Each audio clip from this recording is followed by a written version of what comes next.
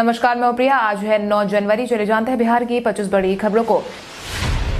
Intelligence bureau में निकाली गई 2000 वैकेंसी। इंटेलिजेंस ब्यूरो द्वारा असिस्टेंट सेंट्रल इंटेलिजेंस ऑफिसर की वैकेंसी निकाली गई है, जिसके लिए आज आवेदन की अंतिम तारीख है। मिली जानकारी के अनुसार इस भर्ती के तहत ACIO की 2000 वैकेंसी निकाली गई है। इनमें 989 वैकेंसी अनारक्षित है, 113 EWS, 417 OBC, 360 SC, 121 ST के लिए आरक्षित है। इच्छुक और योग्य उम्मीदवार www.mha.gov.in या www.ncs.gov.in पर जाकर आवेदन भर सकते हैं। ध्यान रहे, SBI चालान के जरिए फीस जमा करने की अंतिम तारीख 12 जनवरी 2021 है। पटना की सड़कों पर अब जल्द ही दौड़ेंगी इलेक्ट्रिक बसें। मकर संक्रांति के बाद से पटना की सड़कों पर प्रदूषण का स्तर कम होने वाला है, क्योंकि पटना में इलेक्ट्रिक बसों का परिचालन शुरू हो जाएगा। गांधी मैदान में बेली रोड होते हुए दानापुर और गांधी मैदान से फुलवारी होते हुए पटना एम्स रूट पर शुरुआत में इलेक्ट्रिक बसें चलनी शुरू हो जाएंगी। महीने के अंत तक ऐसी लगभग 25 बसें होंगी जो पटना पहुंच जाएंगी और अगले चरण में इन्हें बिहार शरीफ, मुजफ्फरपुर और भागलपुर में भी शुरू किया जाएगा। 1 करोड़ से भी अधिक कीमत की इन बसों को खरीदने के बजाय BSRTC ने उसे निर्माता कंपनी अशोक लीलैंड से किराए पर लिया है। BSRTC उसे निर्माता कंपनी अशोक लीलैंड से किराए पर लेने का विचार कर रही है।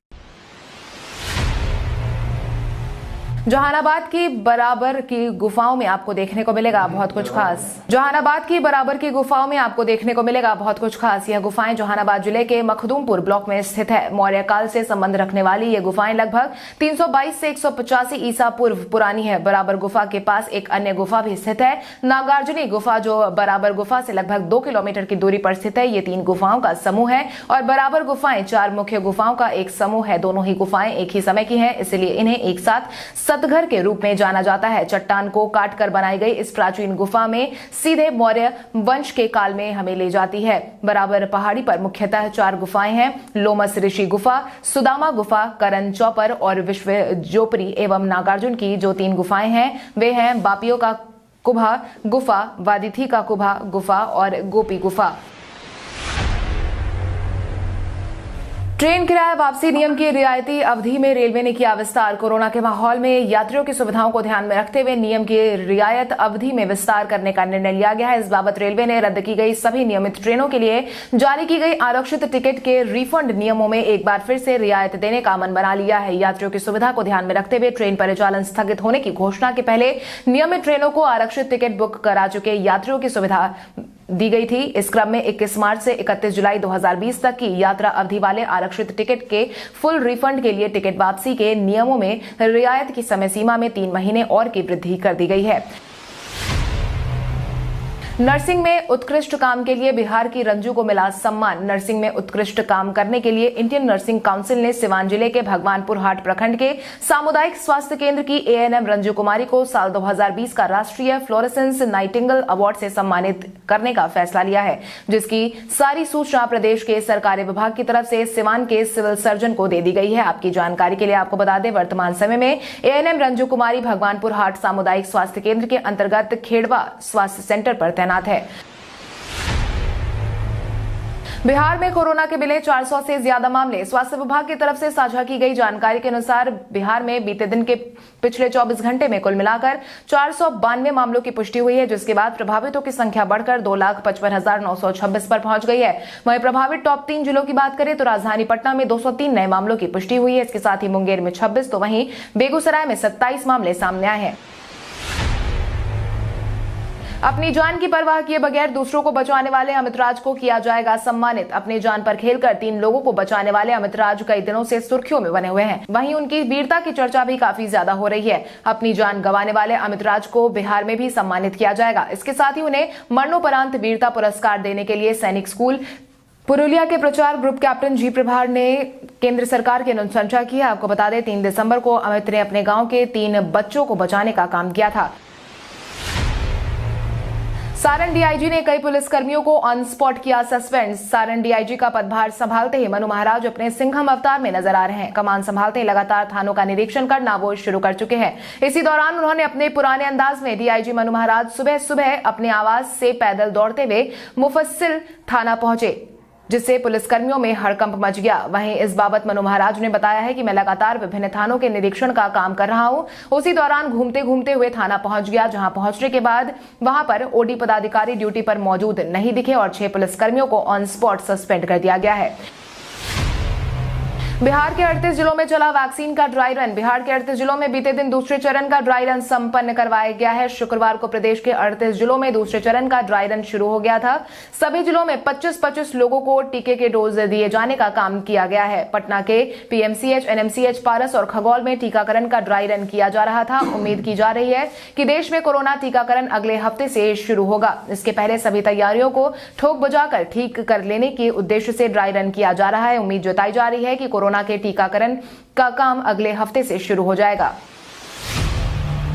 आज बिहारी पहचान में हम बात करेंगे विशाल सिंह की। पेशे से क्रिकेटर विशाल सिंह का जन्म 27 दिसंबर को साल 1994 में बिहार की राजधानी पटना में हुआ था। विशाल सिंह एक भारतीय क्रिकेटर है जो झारखंड के लिए खेलते हैं। उन्होंने 13 नवंबर 2014 को विजय हजारे ट्रॉफी में अपनी सूची 1 की शुरुआत की थी। आपकी जानकारी के लिए आपको बता दें, विशाल सिंह दाएं हाथ के बल्लेबाज हैं। हालांकि उन्हें अब तक कोई बड़ा मैच खेलने का मौका नहीं मिला है। लालू यादव को रिम्स निदेशक के बंगले में शिफ्ट करने पर हाईकोर्ट ने की टिप्पणी। राजद सुप्रीमो लालू प्रसाद यादव को लेकर बीते दिन झारखंड हाईकोर्ट ने अहम टिप्पणी की है, जिसके तहत राजद सुप्रीमो को कोरोना से बचाव के नाम पर बिना किसी अन्य विकल्पों पर चर्चा और उच्च अधिकारियों से विचार विमर्श किए बिना रिम्स के निदेशक बंगले में शिफ्ट किए जाने के मामले में झारखंड हाईकोर्ट ने गंभीर टिप्पणी की है। इसको लेकर जस्टिस अपरेश कुमार सिंह की अदालत ने जेल मैनुअल उल्लंघन से संबंधित मामले की सुनवाई करते हुए कहा कि सरकार कानून से चलती है, व्यक्ति विशेष से नहीं। कोर्ट ने कहा है कि रिम्स प्रबंधन ने यह स्पष्ट नहीं किया है कि लालू प्रसाद को निदेशक बंगले में शिफ्ट करने के पहले और कौन से विकल्पों पर विचार किया गया था और निदेशक बंगले को ही क्यों चुना गया। बिहार पुलिस के जवानों को आर्मी और पैरामिलिट्री फोर्स के अधिकारी करेंगे ट्रेन। अब बिहार पुलिस के जवानों को बिहार पुलिस के एक्सपर्ट के साथ साथ आर्मी और पैरामिलिट्री फोर्स के अफसरों से ट्रेनिंग लेने वाले हैं। आने वाले दिनों में बिहार पुलिस के जवान की ट्रेनिंग में कई तरह के बदलाव भी किए जाने के संकेत दे दिए गए हैं। मिली जानकारी के अनुसार पुलिस के जवानों को अपडेट रखने के लिए ही यह बदलाव किए जा रहे हैं। पुलिस अफसरों के प्रशिक्षण में गुणवत्ता बढ़ाई जाएगी। पुलिस के जवानों को चुनौतियों के लिए तैयार रहने के लिए ही ट्रेनिंग देने का काम किया जाएगा। उन्हें पैरामिलिट्री फोर्स के अफसर हर तरह की चुनौतियों का सामना करना भी सिखाने वाले हैं। बिहार विधान परिषद में स्थानीय प्राधिकार की 4 सीटों पर नहीं होगी उपचुनाव। बिहार विधान परिषद की रिक्त पड़ी 4 सीटों पर आयोजित करवाए जाने वाले उपचुनाव नहीं करवाए जाएंगे, बल्कि अब उसकी जगह आम चुनाव का आयोजन किया जाएगा। मिली जानकारी के अनुसार बिहार विधान परिषद की ये 4 सीटें स्थानीय प्राधिकार कोटे की हैं। इन कोटे से निर्वाचित होने वाले प्रतिनिधियों के सदन से त्यागपत्र करने के कारण सभी सीटें रिक्त हो गई हैं। विधानसभा कोटे से 2 सीटों का निर्वाचन के कार्यक्रम आने के बाद इन सीटों पर उपचुनाव की संभावना नहीं है। श्री गुरु गोविंद सिंह जी महाराज के 354वें प्रकाश पर्व पर निकाली गई प्रभात फेरी। गुरु गोविंद सिंह जी महाराज के 354वें प्रकाश पर्व की पहली प्रभात फेरी निकाल दी गई है। यह प्रभात फेरी पंच प्यारे की अगुवाई में तख्त साहिब से निकाली गई है। मिली जानकारी के अनुसार तख्त श्री हरिमंदिर जी पटना साहिब गुरुद्वारा में प्रभात फेरी निकालकर अशोक राजपथ होते हुए बाल लीला गुरुद्वारा तक पहुंची थी। आपकी जानकारी के लिए आपको बता दें, प्रभात फेरी में सैकड़ों सिख श्रद्धालुओं ने गुरु महाराज के प्रति भजन कीर्तन गाकर अरदास किया। दशमेश पिता श्री गुरु गोविंद सिंह जी महाराज का 354वां प्रकाश पर्व काफी धूमधाम से मनाया गया। इस दौरान काफी दूर दूर से सिख श्रद्धालु प्रभात फेरी में हिस्सा लेने के लिए पहुंचे थे। जदयू के अतिपिछड़ा वर्ग को मजबूत करने की कोशिश करेंगे आरसीपी। जनता दल यूनाइटेड की कमान जैसे ही आरसीपी सिंह के हाथ में आई, वैसे आरसीपी सिंह पार्टी को मजबूत करने के काम में जुट गए हैं। आरसीपी सिंह ने पिछले दिनों कुशवाहा समाज के नेताओं के साथ बैठक भी की। हालांकि अब वो अतिपिछड़ा वोट बैंक को मजबूत करने के लिए नई रणनीति के तहत कदम आगे बढ़ाने का काम करने वाले हैं, जिसके तहत उन्होंने बीते दिन अतिपिछड़ा प्रकोष्ठ के नेताओं के साथ बैठक करते हुए आरसीपी सिंह ने नेताओं को टास्क देने का काम किया है। आज से शुरू होगी बिहार बोर्ड इंटर की प्रायोगिक परीक्षाएं। कोविड-19 के माहौल में पूरे देश में शैक्षणिक गतिविधियां बंद थी, वहीं अब धीरे धीरे गतिविधियां सामान्य हो रही है। इसी कड़ी में बिहार बोर्ड इंटर प्रायोगिक परीक्षा आज से शुरू होने जा रही है। परीक्षा 18 जनवरी तक जारी रहेगी। बिहार विद्यालय परीक्षा समिति ने परीक्षा के बेहतर तरीके से आयोजन और निगरानी के लिए कंट्रोल रूम का गठन कर दिया है। ये कंट्रोल रूम प्रायोगिक परीक्षाओं के दौरान सुबह 9 बजे से शाम 6 बजे तक काम करेंगी। परीक्षा में किसी भी तरह की समस्या आने पर कॉल भी आसानी से किया जा सकता है। इसको लेकर नंबर भी जारी किया गया है, जिसके तहत अब कोई भी परीक्षार्थी 0612223009 पर कॉल करके अपनी शिकायतों का समाधान निकाल सकते हैं। बिहार बोर्ड के अध्यक्ष आनंद किशोर ने इस बात की जानकारी दी और बताया है कि इंटरमीडिएट वार्षिक प्रायोगिक परीक्षा 2021 का आयोजन राज्य के कुल 3123 प्रैक्टिकल केंद्रों पर किया जा रहा है। महिलाओं पर बढ़ रहे अप्रिय वाक्यों को देखते हुए राबड़ी देवी ने दिया बयान। बिहार में कोरोना से ज्यादा अप्रिय मामलों की स्थिति बढ़ती देखी जा रही है। वहीं महिलाओं के प्रति भी बिहार में क्रूरता देखने को मिल रही है, जिसको लेकर राजनीति शुरू हो गई है। इसी क्रम में बिहार की पूर्व मुख्यमंत्री राबड़ी देवी ने भी सरकार को अब निशाने पर लिया है, जिसके तहत उन्होंने कहा है कि भ्रष्टाचार, औरतों के साथ गलत व्यवहार को संरक्षण देने का काम भाजपा नीति नीतीश सरकार की मुख्य उपलब्धि बन चुकी है। 40 सीट वाले अनैतिक मुख्यमंत्री और उनके भ्रष्ट अधिकारी क्या झाल बजाने के लिए बैठे हैं। नए साल में एक्शन मोड में नजर आ रहे हैं मुख्यमंत्री नीतीश। नए साल में मुख्यमंत्री का नया अवतार नजर आ रहा है। कोरोना के दौरान अपने आवास में बंद रहने वाले मुख्यमंत्री दोबारा सत्ता संभालने के बाद पूरे रंग में नजर आ रहे हैं और यही कारण है कि वो बार बार सचिवालय भी जा रहे हैं और मीटिंग भी कर रहे हैं। यही कारण है कि बीते दिन फिर से मुख्यमंत्री नीतीश कुमार मुख्य सचिवालय पहुंचे थे और अधिकारियों के साथ बातचीत की थी, जिसके तहत उन्होंने बीते दिन हर खेत तक सिंचाई का पानी पहुंचाने को लेकर अधिकारियों के साथ बैठक की। बैठक में विभागीय मंत्री विजय चौधरी, मुख्य सचिव समेत अन्य अधिकारी भी मौजूद रहे। नीतीश के सामने भाजपा ने किया आत्मसमर्पण। बिहार में नीतीश सरकार के कैबिनेट विस्तार की चर्चा लंबे समय से जारी है। हालांकि भाजपा और जदयू के बीच 50-50 के फॉर्मूले को लेकर दांव पेच फंसने के कयास लगाए जा रहे हैं। इन सबके बीच भाजपा सांसद अजय निषाद ने बड़ा बयान जारी किया है। इस बाबत उन्होंने कहा है कि मंत्रिमंडल विस्तार मुख्यमंत्री नीतीश कुमार का अधिकार है। हमने नीतीश कुमार को मुख्यमंत्री मान लिया है तो हमें मंत्री मानने में कोई परेशानी नहीं है। वो जदयू से 4 मंत्री अधिक भी बना ले तो भाजपा पर इसका कोई असर नहीं पड़ेगा। कोरोना वैक्सीन को लेकर लालू के बड़े लाल ने पीएम मोदी पर साधा निशाना। बिहार में कोरोना वैक्सीन को लेकर राजनीति शुरू हो गई है। इसी क्रम में बिहार के पूर्व मुख्यमंत्री लालू प्रसाद यादव के बड़े बेटे तेज प्रताप यादव ने भी पीएम मोदी को निशाने पर लेते हुए अपना बयान जारी किया है, जिसके तहत उन्होंने साफ शब्दों में कहा है कि सबसे पहले देश के प्रधानमंत्री मोदी को कोरोना की वैक्सीन लगवाने का काम करना चाहिए। जो वैक्सीन आया है उसकी सत्यता पहले मोदी जी को पेश करनी चाहिए, उसके बाद हम करेंगे। सिर्फ तेज प्रताप ही नहीं बल्कि वैक्सीन को लेकर अखिलेश यादव ने बीते दिन बयान जारी किया था, जिसमें उन्होंने साफ शब्दों में वैक्सीन नहीं लगवाने की बात कही थी। भारत के इतिहास में आज की तारीख कई कारणों से है दर्ज। भारत के इतिहास में आज की तारीख कई कारणों से अहम मानी जाती है। महात्मा गांधी दक्षिण अफ्रीका से लौटने के बाद 1915 में आज ही के दिन मुंबई पहुंचे थे। पहला भारतीय वैज्ञानिक दल 1982 में अंटार्कटिका आज ही के दिन पहुंचा था। भारतीय बॉलीवुड निर्देशक, अभिनेता, फिल्म निर्माता, गायक फरहान अख्तर का जन्म 1974 में आज ही के दिन हुआ था। भारतीय टेलीविजन अभिनेता शरद मल्होत्रा का जन्म 1983 में आज ही के दिन हुआ था। भारत की स्वाधीनता सेनानी तथा राजनेता छोटू राम का 1945 में आज ही के दिन उन्होंने आखिरी सांस ली थी। स्टीव स्मिथ ने विराट और सचिन तेंदुलकर को छोड़ा पीछे। भारत और ऑस्ट्रेलिया के बीच 4 टेस्ट मैच सीरीज का तीसरा मैच जारी है। वहीं इस मैच के दौरान ऑस्ट्रेलियाई टीम के खिलाड़ी स्टीव स्मिथ ने भारतीय टीम के कप्तान विराट कोहली और सचिन तेंदुलकर का भी रिकॉर्ड तोड़ दिया है, जिसके तहत ऑस्ट्रेलिया के स्टार बल्लेबाज स्टीव स्मिथ ने शानदार सेंचुरी लगाया है। स्मिथ 131 रन बनाकर आउट हुए। इस दौरान उन्होंने एक खास मामले में मास्टर ब्लास्टर सचिन तेंदुलकर और विराट कोहली को पीछे छोड़ दिया है। यह टेस्ट क्रिकेट में स्मिथ की 27वीं सेंचुरी थी। टेस्ट क्रिकेट में सबसे तेज 27 सेंचुरी जड़ने के मामले में स्मिथ ने विराट और सचिन को पीछे छोड़ दिया है। कोरोना वैक्सीन लगाने वाली पहली अभिनेत्री बनी शिल्पा शिरोडकर।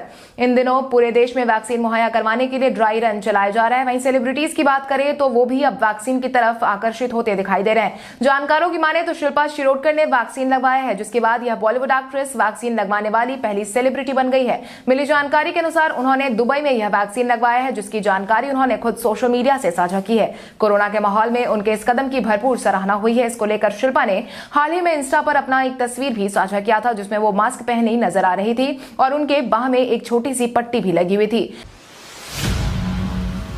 जीमेल पर एक्सपायरी डेट के साथ भेज सकते हैं कॉन्फिडेंशियल ईमेल। जीमेल पर कॉन्फिडेंशियल मोड में अगर आप कोई ईमेल भेजना चाहते हैं जिसके एक्सेस पर केवल आपका अधिकार हो, यह मोड आपको उसकी सुविधा देता है। कॉन्फिडेंशियल मोड में हम किसी को मेल करते हैं, लेकिन उस ईमेल का एक्सेस हमेशा के लिए उसके पास नहीं रहता है। इसके लिए सबसे पहले जीमेल ओपन करें।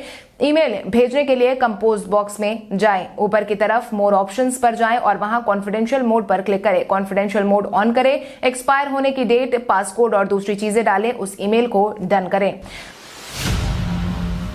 अब आइए जानते हैं सराफा बाजार और पेट्रोल डीजल के क्या थे भाव। अगर हम सराफा बाजार की बात करें तो सोने का भाव 8 जनवरी को 22 कैरेट के लिए प्रति 10 ग्राम 49,820 रुपए था। वहीं 24 कैरेट के लिए प्रति 10 ग्राम 50,820 रुपए था। वहीं अगर हम चांदी की बात करें तो चांदी का भाव प्रति किलो 69,900 रुपए था। इसके अलावा राजधानी पटना में पेट्रोल की कीमत 86.76 रुपए प्रति लीटर थी। वहीं डीजल 79.10 रुपए प्रति लीटर था। द्वारा पूछे गए सवाल का जवाब आप में से बहुत सारे यूजर ने हमें कमेंट करके दिया था, उसके लिए आपका बहुत बहुत धन्यवाद। आप में से जिन यूजर का कमेंट हमें अच्छा लगा है उनके नाम है दीपक कुमार, मोहम्मद रजा, पवन कुमार, अमर बिहारी, सुधीर कुमार, मनीष मोहरा, प्रियंका शाही, अवधेश कुमार सिंह, सुशील कुमार, ललित कुमार, लालू बाबू, रिंकू पंडित, नंदिनी सिंह, रोशन कुमार, काजल चौधरी, रंजीत कुमार, विमलेश चौधरी। इसके अलावा हमारी टीम को और भी लोगों के जवाब अच्छे लगे हैं, मगर समय के अभाव के कारण हम उनका नाम नहीं ले पाए, लेकिन आप हमारे सवालों का जवाब देते रहे। हम कल आपका नाम देने की पूरी कोशिश करेंगे। तो चलिए बढ़ते हैं आज के सवाल की ओर। आज का सवाल कुछ इस प्रकार है, अब तक के मैच के स्कोर को देखते हुए आपके अनुसार भारत और ऑस्ट्रेलिया में से किस टीम के तीसरे मैच को जीतने के ज्यादा आसार है? अपने जवाब हमें कमेंट करके जरूर बताएं। इसके साथ ही आज के लिए बस इतना ही। अगर आप ये वीडियो हमारा यूट्यूब पर देख रहे हैं तो हमारे चैनल को सब्सक्राइब करें और बेल आइकन दबाना ना भूलें। और अगर आप ये वीडियो हमारा फेसबुक पर देख रहे हैं तो इस वीडियो को लाइक करें और ज्यादा से ज्यादा शेयर करें। धन्यवाद।